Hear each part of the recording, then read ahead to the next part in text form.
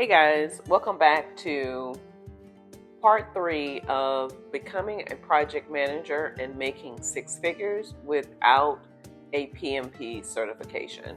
So today we want to start on closing the loop on step 3, where we are wrapping up talking about shadowing your senior project manager or the project manager that you're supporting at your job as you are a project coordinator or assistant in growing your career. So today we want to talk about 3 points. And the first one is working closely with your project manager and requesting to take the lead on a key phase within the project. So as you've studied and learned all the phases of project management, there are key phases, right? So one of the things that is very important is monitoring and controlling your project while it's being executed. So what you could do is offer up, I want to make sure that I am monitoring the project schedule or tracking action items.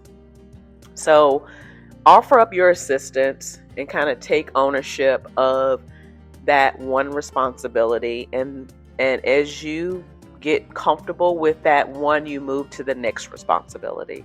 So that's another step in growing your experience as you're working alongside a senior project manager or your project manager. Next step, I would say, is leading meetings or briefings.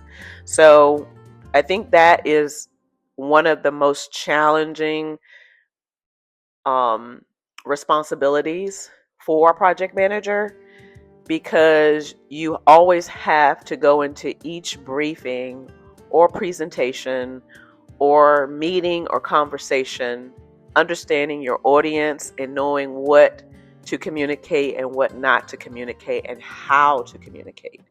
So I think it's definitely beneficial if you have somebody that's experienced in that field and they can be in these meetings and briefings and help guide you when you trip up on certain topics or points or questions that may be presented to you in these meetings. So it's important to have somebody that is skilled and able to articulate and communicate and get their point across to that specific audience. And so that gives you the ability to learn and grow and understand a communication style or the best communication style for each type of meeting, briefing, or any conversation that you may be participating in. So I would say the next one is requesting to take lead on small projects with guidance from your project manager. So there may